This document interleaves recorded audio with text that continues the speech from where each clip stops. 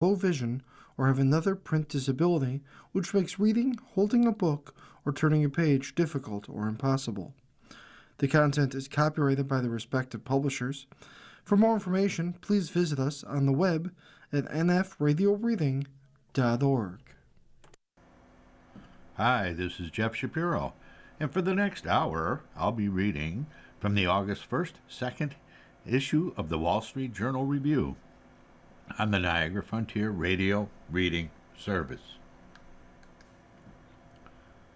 The paradox of China's economic dynamism. In the U.S., regulation can protect incumbents while discouraging entrepreneurs. China gives startups room to grow before cracking down on their founders. By Carl Benedict Fry. In China, property rights are conditional. Contracts can be torn up by the Communist Party. Founders can suddenly disappear from public life or be ousted from their own firms, and there's no meaningful recourse against the state. By every textbook of institutional economics, this should make China a graveyard for enterprise. Instead, the country has produced ByteDance, Shine, BYD, and last year DeepSeek, a Hangzhou startup whose AI model helped trigger a record $593 billion one-day loss in NVIDIA's market value. Last month, Beijing-based startup Moonshot AI announced the release of a fully open-source AI, startling Silicon Valley with its ability to rival U.S. models. How does a country with such casual regard for the rule of law produce so much dynamism? The answer is that the rule of law in China and elsewhere is not one thing. It has a liberal side, secure property rights, courts that constrain the state, that shields entrepreneurs from arbitrary state power, ranging from selective prosecution to outright expropriation. It also has a regulatory side that can wall off competition brick by brick, protecting incumbents from challengers who lack a compliance department. America used to be alive to this distinction. It is no longer. Consider the America of Thomas Edison. In 1876, he built the country's first industrial research laboratory at Menlo Park, New Jersey, for $2,500, paid for with money earned from his telegraph inventions. Facing nothing like today's environmental review, occupational safety regime, or modern product liability law, Edison promised investors a minor invention every 10 days and a big thing every 6 months. Within a few years, he had filed hundreds of patents and electrified Lower Manhattan. The regulatory environment he worked in was thin. That world is long gone, and for good reason. Take, for example, DuPont's use of chemical C8 to manufacture Teflon. By the early 1960s, its own toxicologists knew that C8 enlarged the livers of rats, and by 1981 it had documented birth defect concerns among the children of women on the Teflon line. By 1984, it knew the chemical. Chinese automaker BYD displays the vehicle at the Singapore Auto Show, and it knew that the chemical was leaking into the local drinking water. The Toxic Substances Control Act of 1976 was meant to give the Environmental Protection Agency authority over such chemicals. The chemical industry helped write it, and C8 was grandfathered in. But it took 20 years in a class action lawsuit to force DuPont to settle. Many similar regulations were a response to real harms, but the cumulative effect created a wall. By Reg Data's count, restrictive terms in the Code of Federal Regulations rose from around 400,000 in 1970 to more than 1 million by 2020. Each layer thickened the regulatory side of the law, but without strengthening the liberal one. The result has been a shield for incumbents. Bringing a new drug to market in the U.S., not to mention Europe, takes roughly a decade and can cost north of $1 billion. For Pfizer, the entry fee has already been funded. For two founders with a prototype, it is almost disqualifying. Legal infrastructure is a fixed cost, and fixed costs favor scale. No startup can afford to build a compliance department that protects Pfizer. The threat to enterprises in mature democracy is no longer the whim of governments. It is the weight of procedure. China's dynamism does not come from the absence of law, it comes from the sequence in which laws are enacted. The Communist Party allows firms to scale in regulatory gray zones when a sector serves growth, employment, or strategic competition. Safety is an afterthought. The rules arrive later, sometimes all at once. The fintech conglomerate Ant Group built an empire in the gaps between payments, banking, and platform regulation before regulators halted its $37 billion IPO in 2020. Didi, which is an app that provides ride-hailing and related services, became national mobility infrastructure before its 2021 NYSEC listing turns its data into a sovereignty problem. Beijing fined the company $1.2 billion and pulled its apps from the market. ByteDance became one of the world's most powerful recommendation engines before China wrote algorithm-specific rules in 2022. The pattern recurs. Firms scale first. Law and politics arrive later, often together. DeepSeek is another recent example. It released its V3 model, which reported development costs of $5.6 million. Meanwhile, its consumer app, by third-party estimates, attracted some 22 million daily active users within weeks. Questions about safety, data provenance, copyright, and geopolitical risk arrived only after the model had already detonated across the market. Dynamism occurs when newcomers can innovate before the lawyers or regulators arrive. But in China, the bill arrives in a different form. In place of compliance departments, Chinese firms invest in political insurance, loyalty signaling, support for party priorities, and sensitivity to official moods. Founders appear at centenary celebrations and sign pledges to, quote, common prosperity, unquote. The investment is not optional. It's the price of doing business without legal recourse. Jack Ma forgot that briefly in October 2020 when at a financial regulatory summit he said that the Chinese banking system operated like a pawn shop, and within days his record-breaking IPO was suspended.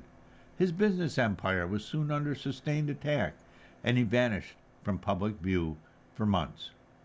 After Wang Qing of Meituan posted a classical poem targeting the first emperor of unified China, widely read as an oblique criticism of imperial overreach, his company lost more than $25 billion in market value over 2 days in an already tense regulatory climate. He resurfaced conspicuously at the Communist Party's centenary celebration in Tiananmen Square the following summer. The cost of arbitrary power shows up in discounted valuations on Chinese stocks, in capital flight, in private sector confidence that is yet to recover. China produces winners, but credible commitment buys more than champions. It creates a deeper pool of people willing to take long-term risks. It's evident in who chooses to build in America. Immigrants have founded more than half its billion-dollar startups, and 60% of its leading private AI firm have at least one immigrant founder. America's distinctive advantage was always the liberal side of the law, specifically the types of rules that can secure private property, punish anti-competitive conduct, and hold the state at arm's length from the firm. That advantage is now being eroded from the top. The Trump administration has waged a campaign of corporate control, from executive orders barring certain law firms from federal contracts to labeling the AI company Anthropic a supply chain risk to national security, the label previously reserved for firms with ties to foreign adversaries. Although in both cases the courts ruled against the administration, the mechanism at work is the Chinese one: discretionary state power used to punish disfavored firms and reward compliant ones. As the regulatory state weakens, some estimates suggest 63% of the Trump administration's 2025 unified agenda is deregulatory in intent. The administration has tried to build a parallel system outside the Code of Federal Regulations. A tariff regime of country-specific schedules, presidential proclamations, and product-by-product exclusions. Apple offers the clearest illustration. After Trump's tariffs on Chinese imports threatened, according to analyst estimates, to push some iPhone prices above $2,000, Tim Cook called the Commerce Secretary and senior White House officials, while keeping quiet in public, and secured an exemption for smartphones, computers, and chips. Morgan Stanley estimated the carve-out cut Apple's annualized tariff burden from $45 billion to $7 billion. Trump told reporters he had helped Tim Cook and that whole business.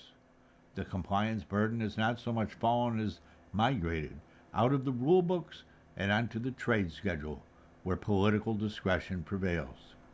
Whatever the administration's intentions, an underlying economic tension remains, and nowhere does it bite harder than at the frontier.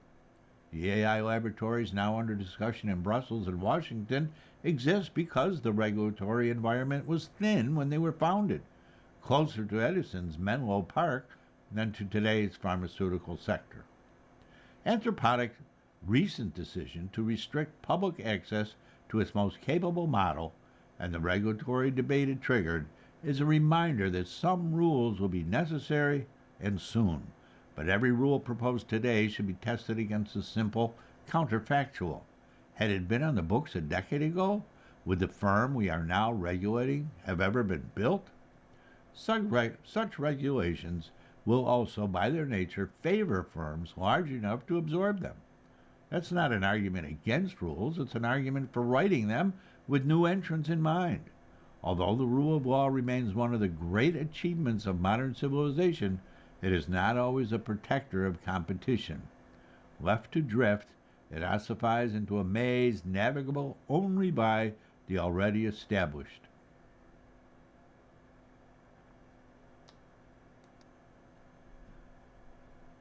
It got existential. A glimpse into why corporate professionals are going on midlife retreats by Lauren Weber.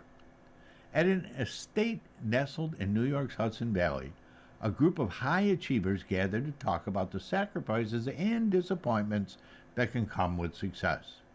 You get the title, you get the money, and it's kind of hollow, a bank vice president shared. I'm done waiting every day for the day to be over, said a marketing director. A hospital executive whose position was scrapped last year shared that he sometimes finds himself imagining a different life, opening a hardware store or becoming a science teacher. When I think about that, my nervous system relaxes, he said. The $4,000 retreat, sponsored by a networking organization called Punks and Pinstripes, and described as an exclusive gathering for leaders seeking change, wasn't your ordinary corporate offsite. The 7 attendees, who ranged from their mid-30s to their late 50s, had excelled in lucrative fields like finance, consulting, healthcare, and tech. They were consummate problem solvers who had applied their skill to their work lives, often to great effect. But they had all hit unexpected walls, burnout, breakdowns, disillusionment. They were forcing them to try a different approach. Middle age has never been a simple stage of life, as the seemingly endless possibilities of youth give way to obligations and the humbling, sometimes brutal, realities of aging. It's gotten even weirder lately. Longevity influencers are promoting peptide stacks and cold plunges to help people live much longer. The cost of living is pushing retirement later, especially for those supporting adult children and elderly parents.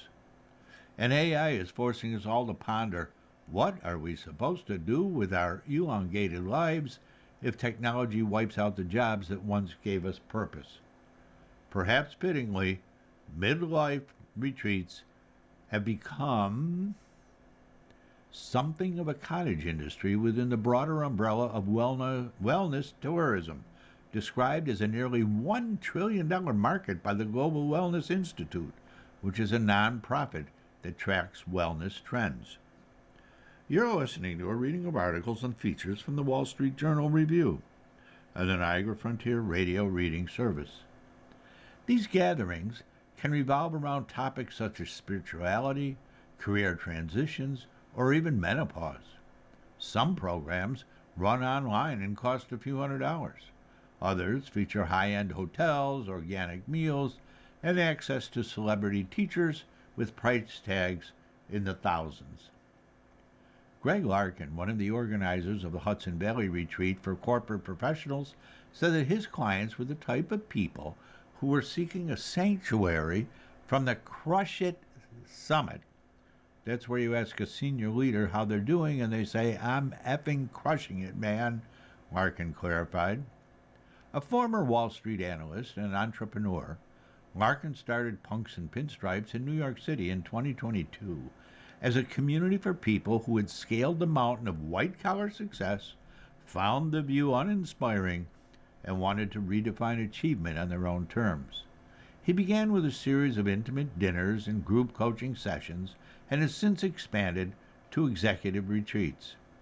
I'd planned to attend the gathering as an observer, a journalist who covers careers and management, comfortable that my notebook and pen separated me from the others. But I found that I was not immune to being introspective about middle age.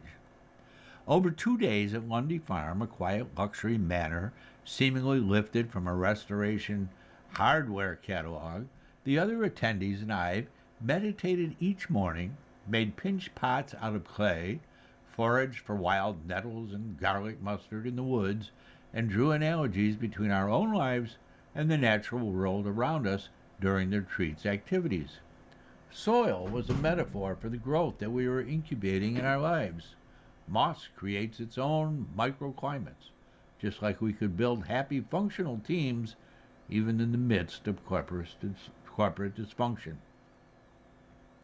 During group activities, cocktail hours, and meetings in small cohorts of 2 or 3 attendees and facilitators, participants sought insight and support from each other about starting new businesses and career shifts. But often the big issues they seemed to be grappling with reflected deeper, much more existential questions. Julie Holland, who's a psychiatrist who joined us for our first dinner of roasted salmon, millet, pilaf, and asparagus, told the group that it was common for high achievers to experience confusion and emptiness alongside personal success. She said that she once had a patient who won a Pulitzer Prize and then immediately sank into a deep depression. "It's like the song, 'Is That All There Is?'" she said. Daniel Larish, a 41-year-old consultant who has worked across a dozen sectors, told me on the first night, "I'm good at what I do, and it's effing draining." She said she usually comes into situations where things are going disastrously wrong and helps them turn around. But she's tired of walking into companies, talking to executives and employees, prescribing fixes, and then having them not act on any of it. Corporate America, she said, is a small group session of 3 people, is full of toxic behavior, scapegoating, backdoor machinations, and leaders clinging to whatever power that they have at the expense of good ideas. A week before the retreat, she realized she wanted to take her management philosophy and turn it into a book or other project. But she was unsure how to begin, naming some obstacles, including self-doubt and frustration over ideas that never got put into practice at the companies that she worked with. The other 2 members of her breakout group asked Larish questions and offered suggestions. How hard would it be to prototype 2 or 3 approaches to the project? Asked Kelly Rogers, a technology executive who started her own AI consulting firm last year. In another small group, the hospital executive was talking about a different kind of crossroads. He had an Ivy League degree. He earned his MD and PhD at world-class institutions and ascended to the C-suite of a prestigious organization. And then, last year, organizational restructuring led to the elimination of several teams, including his. He spoke to the journal anonymously because he was not authorized to speak about the circumstances of his departure. Nobody looks better than me on paper, he said. I went to fancy schools, worked at the best places, and somehow I just got cast aside. He said he led a charmed life until his 40s, when a divorce unsettled his sense of having cruised along on luck, intelligence, and hard work. And then his job disappeared. I was woefully underprepared in a blissful and terrible way, he said. He had also just got started on cholesterol drugs and undergone his first colonoscopy. If it was all over now, do I feel like I did what I wanted to do? And if not, what would that be? He mused. He was talking to an AI startup about coming aboard. If it was 5 years ago, I would have done it in a second, he said, but now it feels like a young person's game. The Canadian psychoanalyst and management consultant Elliot Jacques is often credited with coining the term midlife crisis in 1965. But the cliche of a middle-aged man who throws away his wife and family car for newer, sexier models flattens and simplifies the concept. In Jacques' formation, articulated in the International Journal of Psychoanalysis, which is a midlife crisis, referred to the harrowing recognition of one's own mortality, a recognition that could lead to a decisive change in the quality and maturity of one's work. The paradox is that of entering the prime of life, the stage of fulfillment, but at the same time the prime and fulfillment are dated, he wrote. Death lies beyond. Jacques posited that middle age compels people to lean into tragic, reflective, and philosophical. Such contemplative pessimism, he suggested, could lead to a better life, and a deepening of genius, as seen in the later works of artists like Bach and Shakespeare. At the retreat, no one was writing timeless concertos or the world's greatest tragedies, but there was vulnerability and honesty. I found myself surprisingly moved by the meditative activities and programming, even if it felt silly at first, to be constructing a mandala with leaves and twigs in the middle of a work week. One evening, Emily Kagan, who's a poet and healthcare executive, who is one of the facilitators, passed around markers and colored sheets of origami paper. She instructed us to write down things that we were done with, objects and emotions that we were ready to jettison from our lives. We went around the long dinner table, illuminated by a fireplace, and read what we'd scribbled. Among the baggage that we carried, imposter syndrome, an ex-wife's shoes, old identities, Sunday scaries, shame, never having a sense of enoughness. Later, Kagan asked us to write a letter 5 years in the hypothetical future telling someone what we love about our lives. I chose my teenage son. Suddenly, articulating what I saw, the creative writing projects I hoped to tackle, my pride at seeing my child launch into adulthood, I found myself stifling a sob. At the age of 55, my beginning is long over, and hopefully my end is decades away. But for perhaps the first time, I could feel a distinct emotional embrace of the middle. On the last day of the retreat, we put the finishing touches on our pinch pots. My creation resembled a bulky Hamantaschen more than a talisman for a life-changing epiphany. But the clay was dry, and there was a call for a palette of pigments in front of me. I began to paint. I'm good at what I do, and it's effing draining. The millennial fight for the future of the Democratic Party. Michigan has become a battleground for two competing visions of a party that's in crisis. By Charlotte Alter. The Michigan state primary is more than just another knuckle fight between moderates and progressives. It's also a reckoning for the Democratic Party in a swing state that it must win to regain its footing. For most of the primary season, the battle over the party's soul has been intergenerational, pitting older candidates against young, energetic upstarts. This race, however, features two millennial Democrats who have competing visions for the future. The result will show how much the party has changed since 2018 and whom it might nominate in 2028. After Biden's 2024 campaign implosion, The old guard is under fire. Kamala Harris lost the election. Nancy Pelosi is retiring. Chuck Schumer is facing the wrath of voters and colleagues, and older establishment Democrats are being toppled all over the country.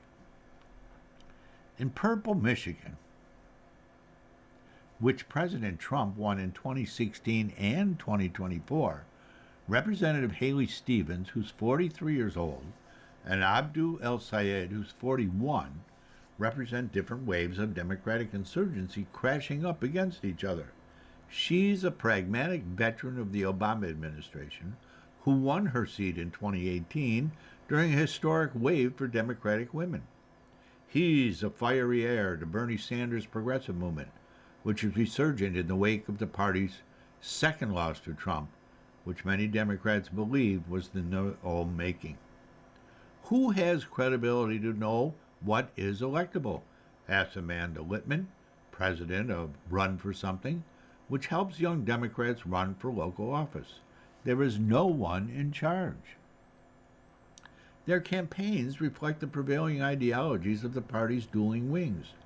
El Sayed is a movement politician, a trained physician and former healthcare official fluent in the world of left-wing media and good at podcasts and social media. He's running on a progressive platform of Medicare for all, abolishing ICE, taxing billionaires, banning corporate money in politics and opposition to Israel. He has won the powerful endorsement of the United Auto Workers. Stevens is running as a moderate, focused on strengthening the Michigan economy, investing in state infrastructure, and supporting local manufacturing jobs, a broad tent that she hopes will attract independents and even some conservatives. She's emphasizing her track record in Congress, helping pass the CHIPS and Science Act, pushing multiple manufacturing bills, and her work on President Obama's auto rescue team that saved 200,000 Michigan jobs. She has the support of Governor Gretchen Whitmer and congressional leadership. She's a strong defender of Israel, and the American Israel Public Affairs Committee has bought tens of millions of dollars worth of ads to support her campaign, which El Sayed brings up every chance that he gets. At a recent debate, Stevens threw shade at El Sayed's stint as a podcaster and coziness with progressives who had come in from the coasts to campaign for him. We don't need a celebrity senator. We need somebody who's committed to 6 years of hard, unglamorous work, she said. Sometimes winning the election and winning the internet are the same thing, and sometimes they're not. Put another way, having the support of Democratic primary voters is one thing. Beating a Republican in a swing state is another. El Sayed leads Stevens by double digits in primary polling, but a recent survey commissioned by the Michigan Education Association and Business Leaders for Michigan showed El Sayed losing to Republican Mike Rogers in the general by 10 points, with Stevens winning by slim margins in November. And in that poll, independent voters favored Rogers over Sayed by more than 27 points. Voters are pissed off and they're looking for the candidates to challenge the rage. And at the moment, the DSA and more progressive wing of the party has been more successful at harnessing that pissed off energy, said Mary Menugian, a former Michigan state representative who now runs the Next 50, a national group supporting pragmatic next-generation Democrats, speaking of the Democratic Socialists of America. I don't think voters are looking for progressive versus moderate ideas. I think it's a vibe. I covered both these candidates during the last Democratic insurgency in 2018. Then Stevens won her seat in Congress, and El Sayed lost to Whitmer in the Democratic gubernatorial primary. The mood was different. Hillary Clinton had won the popular vote but lost the presidency, which made Trump seem less like a failure of Democratic Party establishment and more like a fluke. The 2017 Women's March had inspired a grassroots anti-Trump resistance across the country, largely focused on helping Democrats take back Congress in 2018. Democrats won the House and elected a new crop of leaders. some lefty, the squad, others moderates, who then went on to win statewide office. Alyssa Slotkin in Michigan, Abigail Spanberger in Virginia, and Mickey Sherrill in New Jersey. You're listening to a reading of articles and features from the Wall Street Journal Review of the Niagara Frontier Radio Reading Service. Stevens, a first-time candidate, canvassed cul-de-sacs near her childhood home, complimenting voters on their cars. She flipped the formerly GOP seat in Michigan, where Democratic women saw major wins up and down the ballot. That political climate was less favorable to a progressive firebrand like Al Sayed. He ran on Medicare for All, held big rallies with Sanders and Alexandria Ocasio-Cortez, newly minted as a progressive superstar after her primary win, and attempted to paint his opponent as a tool of corporations and the Democratic establishment. Al Sayed lost more than by 20 points. Whitmer carried every county in the primary. Almost a decade later, Stevens and Al Sayed are running on the same policies with most of the same strategies in the same state. But even if they haven't changed much, their party and the country has changed around them. Lori Goldman is a kind of avatar for how much the Democratic grassroots has changed in the Trump era.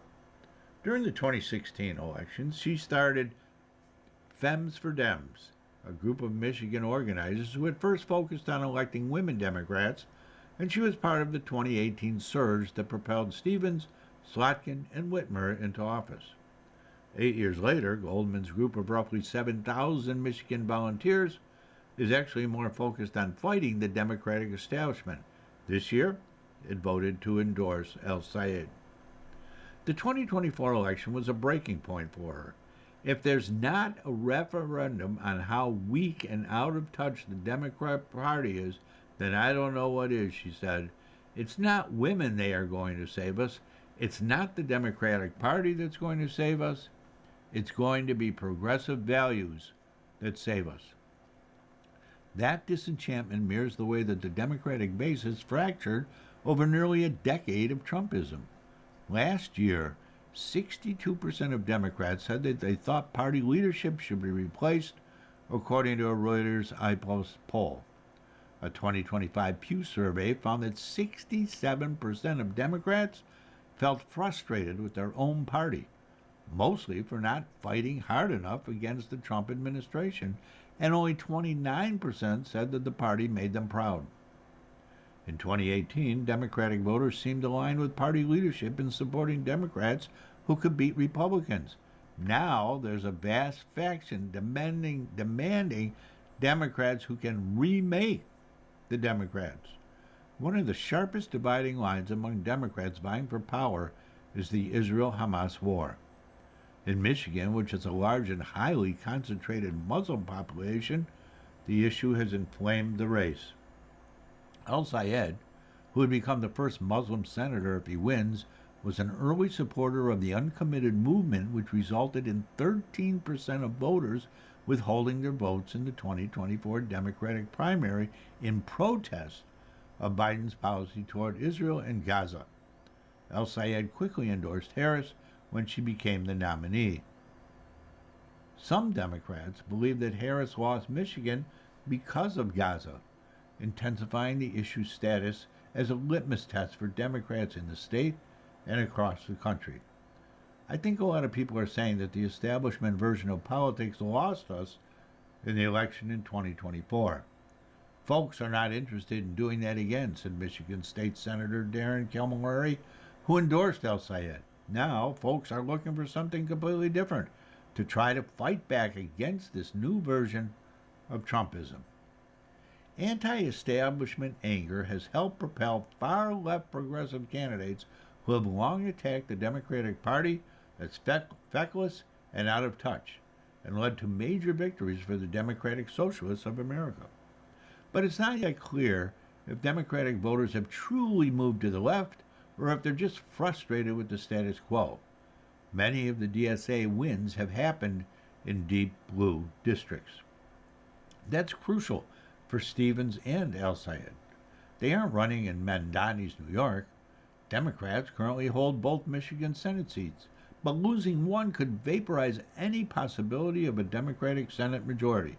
Trump won the state twice, and Slotkin won last cycle by fewer than 20,000 votes. At this very critical time, I know she can beat Mike Rogers in the general election, recently retired Michigan Senator Debbie Stabenow said in her endorsement of Stevens. The stakes have never been higher. No matter what happens, the result in November will determine how Democrats evaluate potential 2028 hopefuls. If El-Sayed wins the primary and beats Rogers, it will be taken as proof that a far-left progressive can win a presidential swing state. If he loses to Rogers, it will be treated as evidence that Democrats need to straddle the political center in order to win back the White House. If Stevens wins the primary and wins against Rogers, it will validate the conventional wisdom that the path to victory in the Midwest goes through normie, moderate voters. If Stevens loses against Rogers, it will fuel progressive conviction that moderate politics and support of Israel is no longer the safer, more electable choice. For years, progressives have been telling themselves and anyone who would listen that swing state voters are more progressive than they seem and that left-wing populist ideas can be GOP talking points even outside deep blue strongholds. If El-Sayed wins the primary, Democrats are about to find out.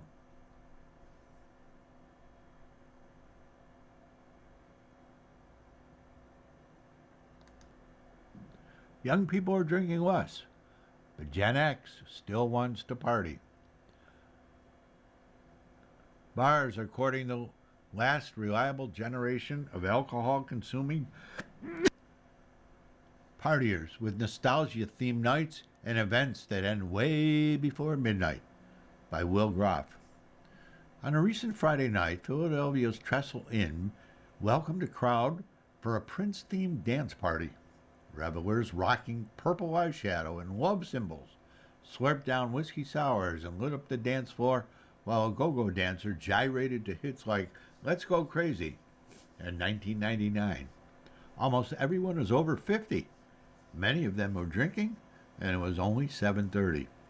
We realized that the younger generations weren't drinking as much, and these early parties were a way to get older folks in the door, said Ian Cross, the bar's owner. They spend money on cocktails, they drink, they have fun. Bar owners have a new favorite customer, the Gen Xer. As drinking among younger Americans hit historic lows in 2024, those born roughly between 1965 and 1980 largely maintained their drinking habits, according to a 2025 long-term study from the University of Michigan that examined substance use among people between 19 and 65 years old. They want to party and they want to do it on their own terms. Watering holes are programming their calendars accordingly with nostalgia-themed nights and parties that end way before midnight. I've noticed it's the same people going up to the bar, and it's always the older folks. The younger people come in and go straight to the dance floor. Rob Colantanol, an evolutionary geneticist in his 50s, said about his experience going out in Philly. On the plus side, it's never been easier to get a drink. Sandwiched between the larger and louder boomer and millennial cohorts, many Gen Xers consider themselves a forgotten generation. The prototypical Gen Xer is resilient and cynical, a latchkey kid, turned disaffected slacker, raised on MTV and limited parental supervision. Gen X, we straight up raised ourselves, reads the caption on one popular internet meme, a photo of an unhelmeted child on a rickety-looking bicycle popping a wheelie. For Dina Cirilla Strachan, a 56-year-old high school counselor and Trestle Inn regular, the lack of helicopter or snowplow parents made for a thrilling childhood, and plenty of opportunities for underage drinking in adolescence. We'd meet under the bleachers. There was always a gathering place. Whether it was announced or unannounced, you could probably show up with a six-pack, said Strachan. She compared her own freewheeling with youth to that of her Gen Z children, whose third spaces are largely online and who are coming of age under mass social media surveillance, the ultimate buzzkill. I can track my kid's location every second of the day, she said. There's just not the same opportunity. David Jurgenin, a professor at the Boston University School of Public Health, said the alcohol industry marketed heavily to young people in the 80s and 90s, using products like wine coolers and sugary alcopops as boozy training wheels to draw in Gen Xers. It's never too late, but, and the industry knows this, drinking patterns, like so many other things, are set in your adolescence into the early 20s, Jernigan said. At the time, the industry was benefiting from murky public health messaging around drinking. In 1991, 60 Minutes aired a segment exploring the so-called French paradox, suggesting that the reason why French people have lower rates of heart disease, despite having less healthy lifestyles overall, is because they drink so much wine. Supermarket sales of popular red wine spiked by as much as 45% in the weeks following the broadcast, according to the Gomberg-Fredrickson report, which monitors U.S. wine sales. Observational studies in the ensuing years seem to support the idea that moderate drinking has health benefits. Conversely, Gen Z and younger millennials have entered adulthood amid mounting evidence of alcohol's negative impacts on the body. Following a series of studies throughout the 2010s that largely debunked the French paradox, various health organizations, including the WHO, have issued guidance suggesting that the healthiest option is simply not to drink at all. Last year, the U.S. Surgeon General called for alcoholic beverages to carry cancer warnings, sending shares of beer and spirit companies tumbling. There has definitely been a wellness narrative that has not worked in the industry's interest, Jernigan said. To be sure, Gen Z is not abstaining from alcohol altogether. In a survey published by the market research firm IWSR in July, 74% of Gen Z respondents from around the globe reported having consumed alcohol in the first half of 2026. Gen X drinks more intentionally and more consistently over the course of a night, said Zach Bush, co-founder of Madroom Hospitality. They're showing up earlier and staying longer. At the Detroit area Magic Bag, Gen X-friendly events generate roughly 25% more in alcohol sales than events that are popular with Gen Z, said Andrew Balchenik, the live music venue's general manager.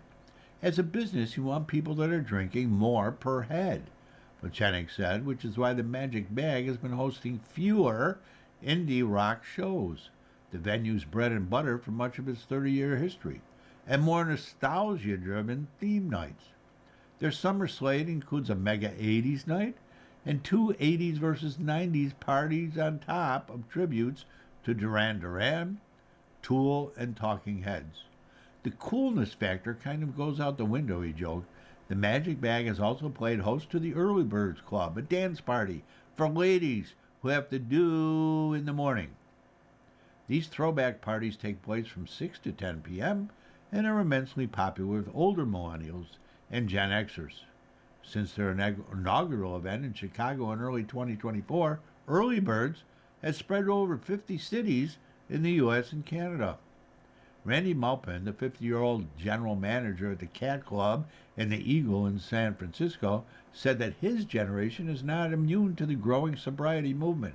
Still, he says, even teetotaling Gen Xers still uphold a certain bar etiquette. We have a great support system with our older clientele, said Maupin. Even if they don't drink, they'll buy water or mocktails just because they want to support and keep and maintain our business. The younger generation, not so much. They'll come in a big group and only get a couple drinks and ask for water cups. Gen X drinks more, consistently over the course of a night. You're listening to a reading of articles and features from the Wall Street Journal Review on the Niagara Frontier Radio Reading Service. This is an obituary. Richard D. Wood, Jr., 1938 to 2026. He built Wawa into a cult favorite convenience giant. To keep executives grounded, the CEO insisted that they spend a day each year working in one of the chain's stores. In 1682, a Quaker named Richard Wood landed in colonial Philadelphia from England and began establishing a family business that would expand and divide through the generations to include a rum and molasses shop, an iron foundry, a textile mill, and, by 1902, a dairy founded by George Wood, a descendant who had imported Guernsey cattle from the Channel Islands and delivered his purportedly superior milk to homes via train and horseback. George called his dairy the Wawa Dairy, after the region of rural Pennsylvania where he lived, which itself had been named by white settlers with the Ojibwe word for the migratory geese that stopped there. Notwithstanding, the Ojibwe people actually lived much farther north, and the Lenni Lenape, who did live in Wawa, called geese something else entirely. But as the decades passed, the market for home delivery started to decline. Americans were buying their milk in stores now, which was why George Wood's grandson, Graham Wood, opened one in Folsom, Pennsylvania in 1964. Business boomed at Graham Wood's Wawa Food Market. Soon, he had a few more stores selling a few more things, until, by 1970, Wawa had become a sufficiently complex corporate concern that Graham needed to hire a general counsel. And being that Wawa was a family business, he hired his cousin's son, Richard D. Wood Jr., a whip-smart 32-year-old lawyer who went by Dick, a man who, Graham quickly realized, should probably be running the whole thing. Dick Wood, who died July 10th at 88, at home in Wawa, Pennsylvania, an unincorporated community west of Philadelphia, would remain the center of the Wawa-verse for more than 50 years, helping to lead the chain as president, CEO, and chairman. And during that time, Wood went from scion of his family business to its patriarch and expanded the company into a beloved convenience and gas station giant. It now has 1,200 stores in 14 states. According to Forbes, Wawa did $19 billion in revenue last year. Wood also helped cultivate Wawa's exuberant customer base, from those who stop every morning for coffee and a quick chat with strangers about the Eagles or Phillies, to a cult of superfans who get the chain's logo, a goose tattooed on their bodies, or debate the superiority and semiotics of various sandwich orders on Reddit. Wood seemed delighted by that fandom, and most of all by the feeling of common purpose around his stores. He is survived by 2 children, Lisa Wright and Richard Wood III, and 5 grandchildren. His wife of 61 years, Janet Andrews Wood, died last year. Wood was born March 4, 1938 in Philadelphia, the son of Margaretta and Richard D. Wood. And after graduating from the University of Virginia in 1961, he entered law school at the University of Pennsylvania and then spent several years at a Philadelphia firm before joining Wawa in 1970. 2 years later, Wawa opened its 100th store. In 1977, Wood became CEO, and by the end of the decade, there were 238 stores. Americans were living busier lives with longer commutes, and as more women entered the workplace, getting domestic errands done efficiently became key. Wawa benefited from all those societal changes, and the brand already centered on convenience. The world's fastest shopping trip, ads read, and Wood now pushed to keep stores open 24 hours a day. During the 80s, the number of Wawas more than doubled again to 480. Wood kept his finger on the pulse of all of them. He would visit about 150 Wawas a year and shadow workers on a night shift at least once a month. Every summer, he'd take his family to the Jersey Shore so he could spend the weekend working at a Wawa there, restocking, ringing up, whatever would help. Wood required the Wawa executives to work in his store one day out of every year also. He called it Flounders Day. His son Rich Wood said because they'd be floundering around the store, getting in everyone's way. Wood thought it was important to understand Wawa at ground level, privileging the perspective of its customers and those actually pouring the coffee and making the hoagies. Corporate offices have a way of sometimes making themselves believe that this is the center of the universe for the company, and it really isn't, explained current CEO Chris Gaines, who joined the company in 1997. That is when the tenants Dick tried to get across. Always put stores first. Key to both the cultivation of this ethos and Wawa's growth, Wood believed, was the fact that the company was privately held. Public companies focused on shareholder value must make short-term decisions, he said, and we're focused on long-term decisions.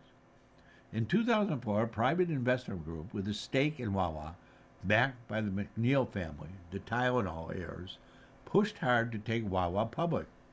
But Wood led an effort for employees to use their 401k balances to buy out the group through an employee stock ownership plan that he'd created at Wawa a decade earlier. Employees now own 40% of the company, according to a Wawa spokesperson. Wawa's business faltered in the 1990s amid fiercer competition. The general mood of that period is encapsulated in retrospect by the company's exalted launch and swift failure of the Wawa Bolly, a handheld Stromboli that Wood and his team hoped would spruce up the chain's grab-and-go offerings. He called the era the dark days. Wood reshuffled his management team, making Howard Stoeckel, who later succeeded him as CEO, vice president of marketing, and empowering him to shake up the inside of Wawa stores. Wood, meanwhile, focused on making one big and ultimately crucial change outside the store. Previous attempts to sell gas in the 70s and 80s had left little appetite within Wawa to try it again. But Wood embarked on a bullish roadshow around the company, making his case for how fuel sales could be done right and reinvigorate the chain. Wawa started selling gas in 1996, charting a course out of the dark days for good and thrusting Wawa into its superstore era. Wood retired as CEO in 2004 and remained chairman of Wawa's board until 2020, when he became chairman emeritus. On July 20th, the chain offered free cups of coffee in his honor at every store. Bankruptcy Battles, the author of Promised Land on clashes in the boardroom and the courtroom after the money ran out. The Robber Barons by Matthew Josephson. Matthew Josephson Group's portrait of the most powerful men of the Gilded Age. His subjects include Jay Gould, James Fisk, John D. Rockefeller, and J.B. Morgan, is a study in unrelenting competition. Equity receivership, a bankruptcy-like proceeding used to reorganize troubled companies, was a favorite method that many of these tycoons deployed to outplay their rivals. Gould was adept of the dark arts of financial distress, and in Josephson's phrase, he rode through the West eyeing the ruined hulk of transcontinental railroads, scooping up the rich debris. Receivership was also a preferred weapon of Morgan. With the prostrate client in desperate need of fresh working capital, Josephson would write, Morgan would offer a loan and impose hard terms, usually installing an ally as a dominant voice in the management after the debt was restructured. Published during the Depression, when hostility to Wall Street ran high, this rollicking portrait of the former era's business titans was a hit that popularized the phrase of its title, The Man Who Saved New York. Nestled inside this biography by Hugh Carey, the governor of New York from 75 to 82, is the story of how New York City narrowly avoided fiscal collapse in 1975. The book vividly portrays the dramatic persona, such as Abraham Beame, the city's hapless mayor who nearly resigned, Felix Rohatyn, an eminent Wall Street banker, known to some as Felix the Fixer, who chaired the Municipal Assistance Corporation instituted by the state to refinance the city's debt, and Albert Shanker, the president of the city's teachers union, whose control of members' retirement funds was crucial to a refinancing deal. Seymour Lackman and Robert Polner give Kerry his due for cajoling lawmakers both at the state and the federal levels into action. One obstacle was President Ford, who initially indicated that he would veto Kerry's request for a federal loan that would extend the state's efforts.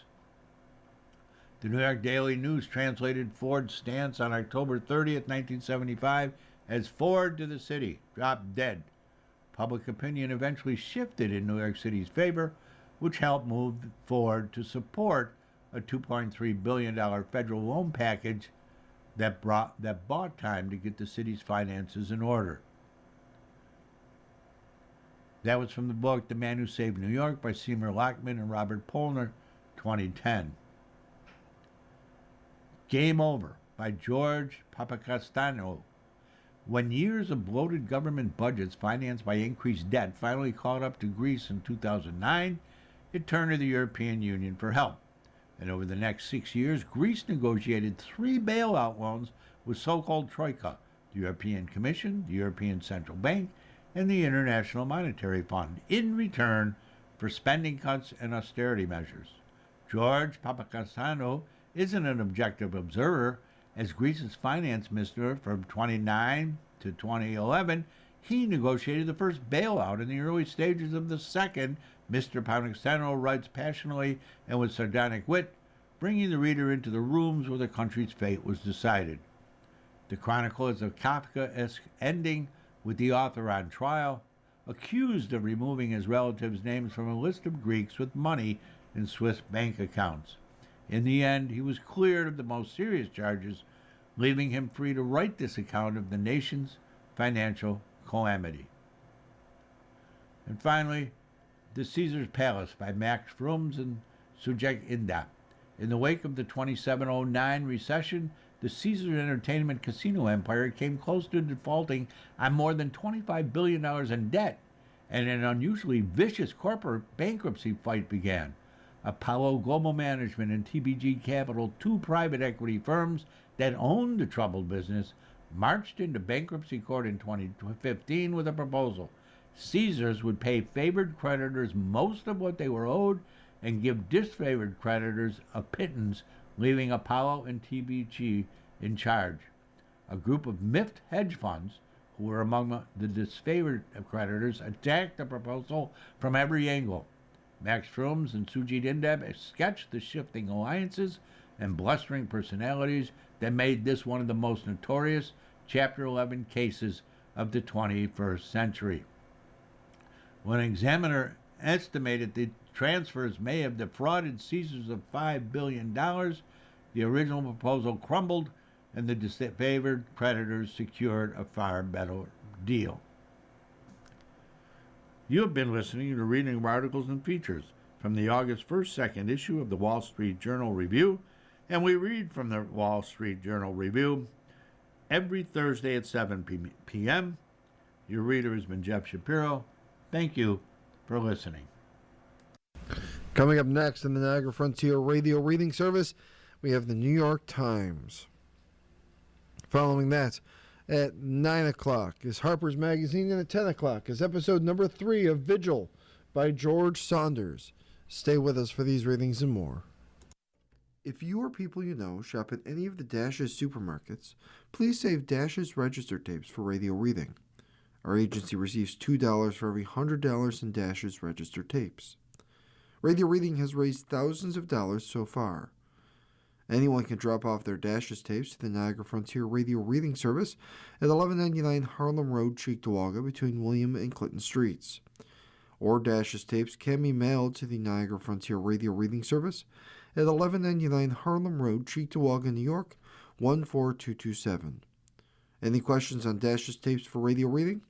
Call us at 716-821-5555, and thanks for caring.